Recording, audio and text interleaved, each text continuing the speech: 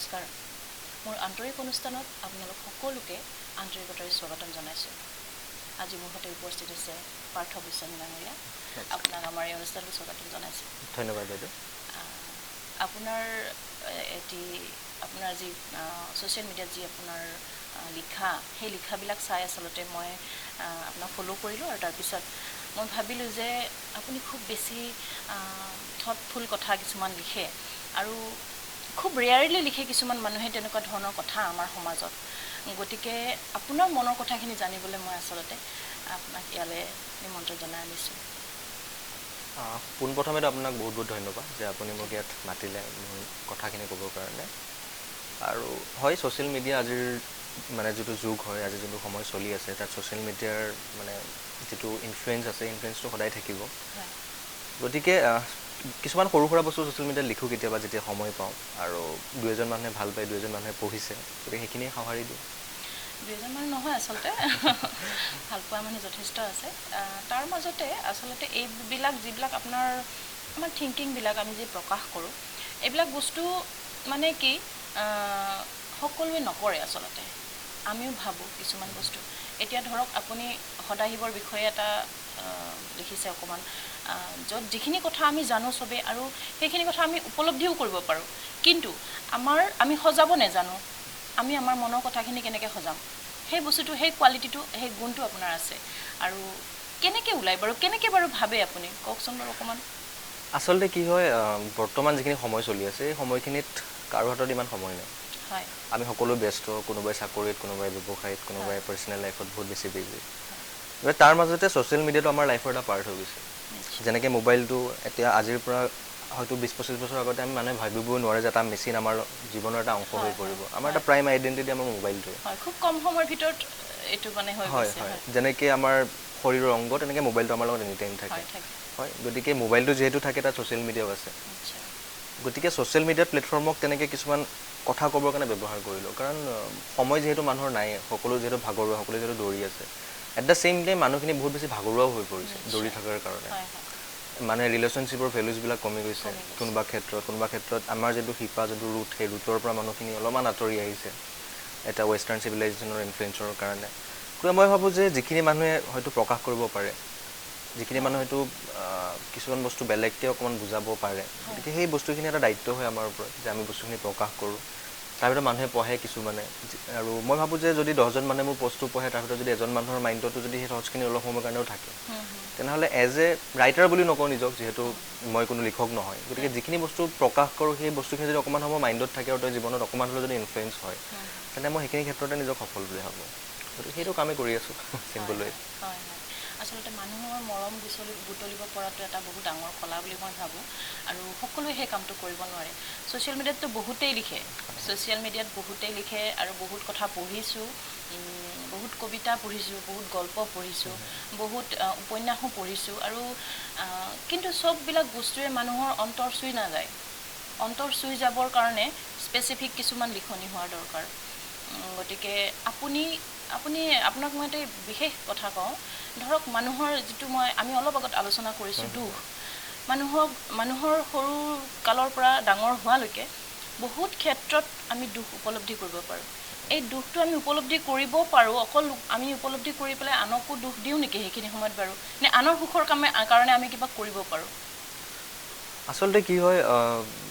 জীৱনৰ বেলেগ বেলেগ ষ্টেজত আমি বেলেগ বেলেগ বস্তু ফেচ কৰোঁ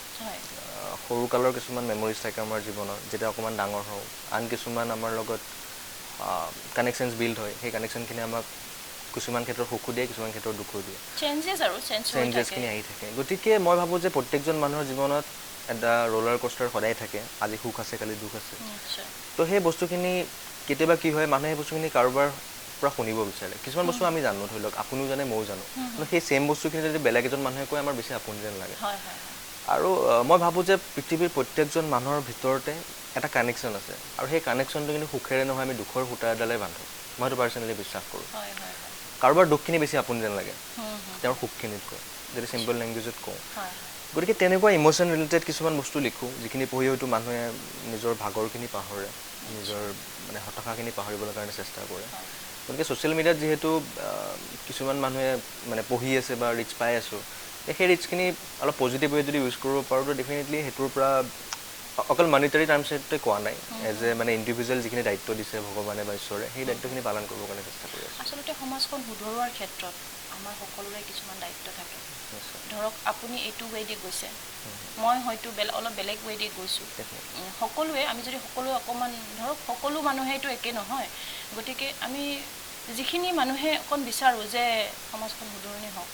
বহুতখিনি বেয়া প্ৰভাৱ এতিয়া সমাজত পৰি আছে। গতিকে সেইটো কাৰণে আমি নিজৰ যিটো ৱে, আপুনি হয়তো তেনেকৈ মানুহক চেষ্টা কৰিছে যে মানুহে হয়তো অকণ এইবোৰ থটফুল কথা কিছুমান পঢ়িলে হয়তো মানুহৰ অন্তৰখন কোমল হ'ব। কাৰণ এতিয়া এই সমাজখন হ'ল হত্যা আৰু হিংসাৰ যুগ, ক'ব গ'লে খুব বেছি হৈছে হিংসাটো। গতিকে সেইটো কাৰণে খুব ভাল এটা আপোনাৰ এইটো ৱেটো মই খুব ভাল পাইছোঁ আৰু খুব ভাল লাগে যে মানুহৰ মনত দয়া কৰুণা এইবোৰ আনিবৰ কাৰণে আপোনাৰ এইটো প্ৰয়াস যেন মোৰ লাগিছে। আৰু মই আৰু এটি কথা আপোনাক কওঁ, আপোনাৰ এটি ছিৰিজ বুলি ক'ম নে কি বুলি ক'ম, এনেকৈয়ে কেতিয়াবা য'ত নিশিতা গোস্বামীও আপোনাৰ লগত সংযোগ কৰিছে, কি হয় বাৰু অকণমান কওক। আচলতে কি হয়, যিহেতু পষ্টখিনি লিখি থাকোঁ তো এবাৰ নিশিতাবাই ফোন কৰিছিলে যে পাৰ্থ আমি একেলগে কিবা এটা কৰিব লাগে। ইমান প্লেন নাছিলে, বস্তুটো ইমান হাইলি প্ৰফেচনেল কোনো প্ৰজেক্ট নহয়। কেৱল তেওঁক লগ কৰিলোঁ, এবাৰ লগ কৰি আমি ডিচাইড কৰিলোঁ যে আমি যিখিনি কথা লিখি থাকোঁ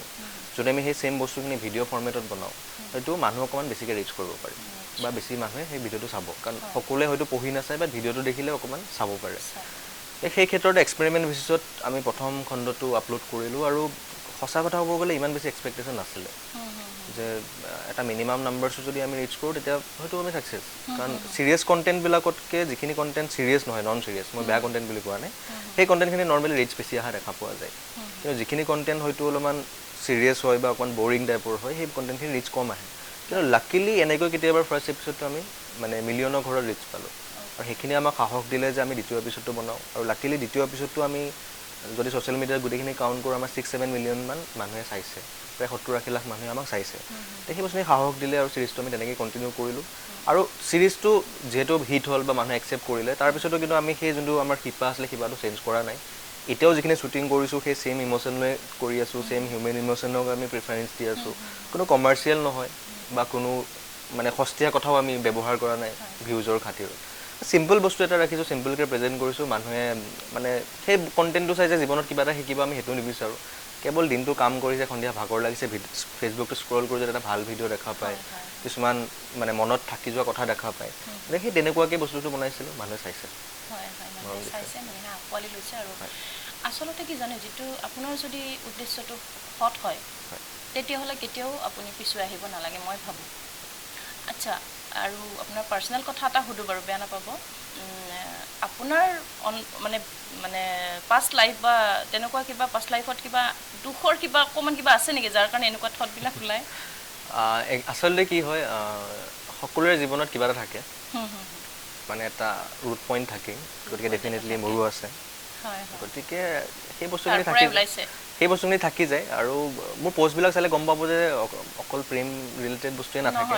গতিকে দুখ মানুহৰ বেলেগ বেলেগ এংগেলৰ পৰা হ'ব পাৰে। কাৰোবাৰ কেতিয়াবা পাৰ্চনেল লাইফ মানে প্ৰেম ৰিলেটেড বস্তুৰ পৰাও হ'ব পাৰে, কেতিয়াবা নিজৰ এক্সপেক্টেশ্যনৰ পৰাও মানুহে হাৰ্ট হয়। গতিকে তেনেকুৱা বহুত ধৰণৰ মানে হাৰ্ট ব্ৰেক আমি প্ৰত্যেকজন মানুহে ফেচ কৰোঁ লাইফত। আজি মই ফেচ কৰিছোঁ, কালি আপুনি ফেচ কৰিব, গতিকে এইটো পাৰ্ট অফ লাইফ। গতিকে জীৱনত তেনেকুৱা হাৰ্ট ব্ৰেকছ থাকিবই, আৰু হাৰ্ট ব্ৰেকছে মানুহক বিল্ড কৰাত সহায় কৰে। এটলিষ্ট আমাৰ ভিজনটো ক্লিয়াৰ হয় যে আমি লাইফত আচলতে আমি নিগেটিভলি নলয়, পজিটিভলি ল'ব লাগে। একজেক্টলি, আৰু পজিটিভলিও ল'ব লাগে, বাট এট ডেট টাইম সেই বস্তুখিনি পজিটিভলি ল'ব পৰা নাযায়। কাৰণ কেতিয়াবা কিছুমান প্ৰশ্নৰ উত্তৰ নাথাকে, কেতিয়াবা কিছুমান পৰিস্থিতি আমাৰ হাতত নাথাকে। গতিকে সেই সময়ত কি হয়, বস্তুবিলাক বহুত বেছি ভাঙি যোৱা যায়। আমি নিজে এজ এ পাৰ্চন সেইখিনি সময়ত বহুত বেছি ভাঙি যাওঁ আৰু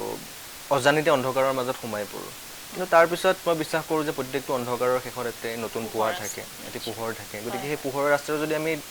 সময় থাকোঁতেই বুজিব পাৰোঁ, নিজৰ যোনটো ছেল্ফ ৰিয়েলাইজেশ্যন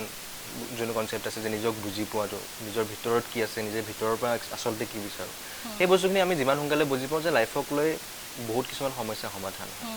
কাৰণ প্ৰত্যেকজন মানুহৰ হাবিয়াস নাথাকে যে আকাশৰ জোনতৰা কিনি ল'ম, হয়। গতিকে সেই বস্তুখিনি যেতিয়ালৈকে ভিজনটো ক্লিয়াৰ নহয় তেতিয়ালৈকে জীৱনটো অকণমান কমপ্লিকেটেড হৈ থাকে। যেতিয়া আমি একচুৱেলি বুজি পাওঁ যে আমাক জীৱনত কি লাগে, তেতিয়া কি হয়, সৰু সৰু কিছুমান বস্তু আমি বাদ দিবলৈ শিকোঁ, আৰু সেইটো বহুত ইম্পৰ্টেণ্ট। আমি আচলতে আমি আমাৰ দুখখিনি বাদেই দিব লাগে দুখখিনি বাদ দিয়াটোৱে বেছি ভাল কাম বুলি মই ভাবোঁ যাৰ পৰা সেইটোৰ পৰা কিন্তু আমি ইনস্পিৰেশ্যনে পাওঁ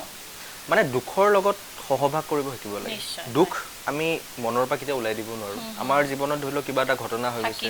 বা আজিৰ দিনত কিবা এটা হৈছে আমি সেই বস্তুখিনি কেতিয়াও উলিয়াই আহিব নোৱাৰোঁ আৰু আমাৰ নিচিনা মানুহ আৰু নোৱাৰে কাৰণ আমি অলপমান হৈছোঁ পুৰণা দিনৰ মানুহ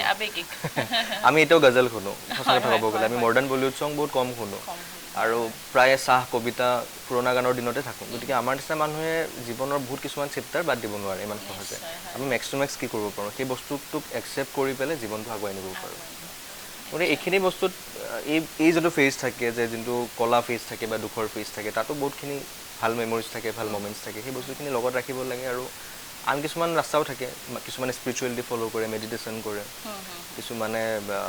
মাইথলজি ফ'ল' কৰে ষ্ট্ৰিক্টলি গতিকে সেই বস্তুখিনিয়ে সহায় কৰে